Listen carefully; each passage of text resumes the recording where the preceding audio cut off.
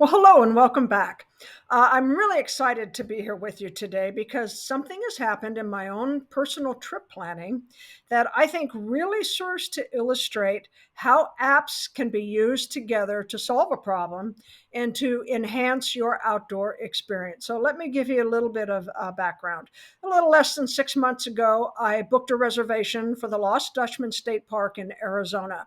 It's located right outside the Superstition Wilderness, which is a part of the Tonto National Forest. And it's an area that I'd had on my radar for a while.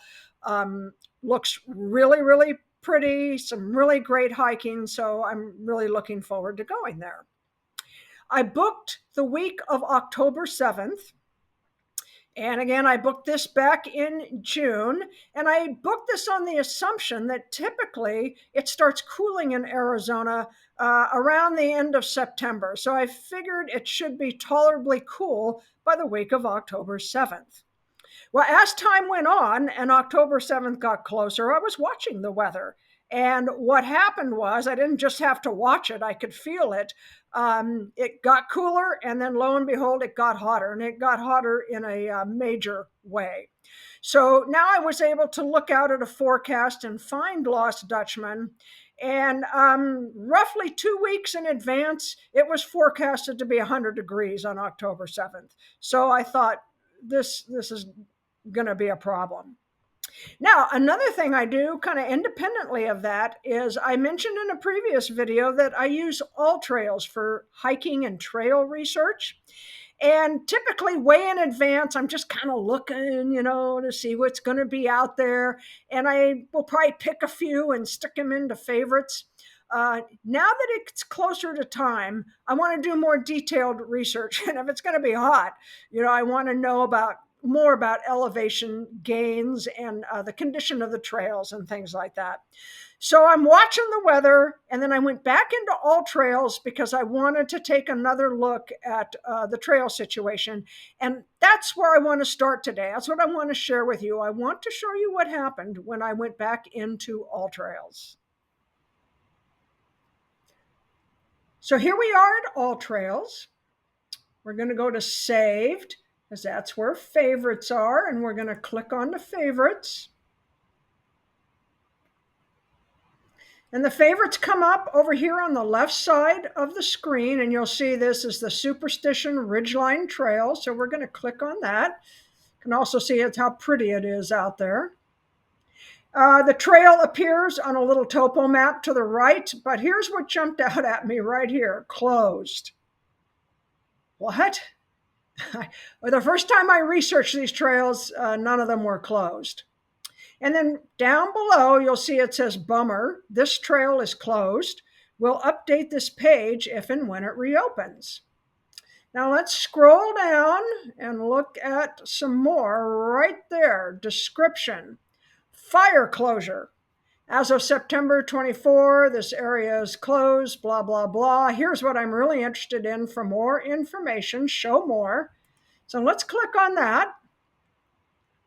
And it does give more information, but what I'm interested in is this link to the Forest Service to see if I can find out exactly what's going on. So let's click that.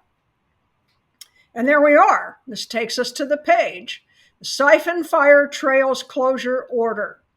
Now, there's a lot of information on this page. I scanned through it, and what I found out is the fire had come in and gone. They were concerned about flash flooding, and that's why they wanted to keep people out. So here's what's really important about that. Right here, the dates: September 19th through October 20th. Now let's scroll down and see what else is useful.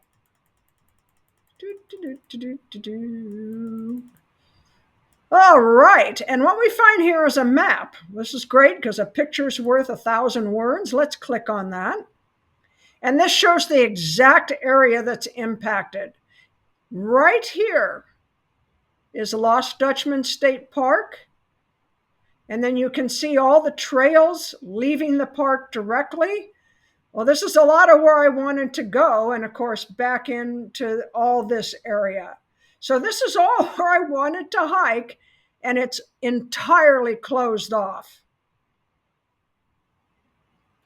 One other thing I did before making a decision about whether or not I was going to attempt to change this reservation was I got out my big paper map so that I could have that broad perspective and see if there were any viable options available for me other than what I had originally planned. First of all, in the vicinity of that campground, looking at what was available, there wasn't a lot. And not only that, I didn't think that there was going to be any um, reasonable temperature difference. It's probably going to be just as hot pretty much everywhere, whether it was in that red area or not. And then the other thing was it involved more driving. And I really didn't want to do that. I really liked the idea of being able to take a trail right out of camp and being in the wilderness. So put all this together, and I think it's a no brainer. It's too hot.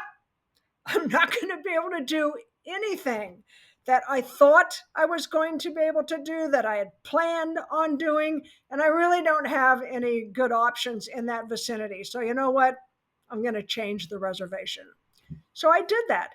And what date am I going to change it to? Well, anything after October 20th, right? Okay. So I did that. Now, I did that online on the Arizona State Parks website, which is where I made the reservation. I do have an account.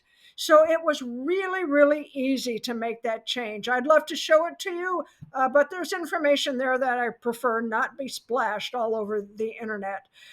So that's done.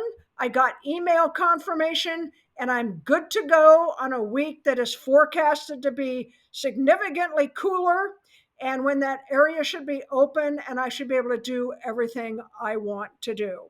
So that's what I wanted to share with you today. Thank you so much for joining me. I hope this was useful and valuable to you. And as always, I hope to see you in the old outdoors. Thanks again for watching.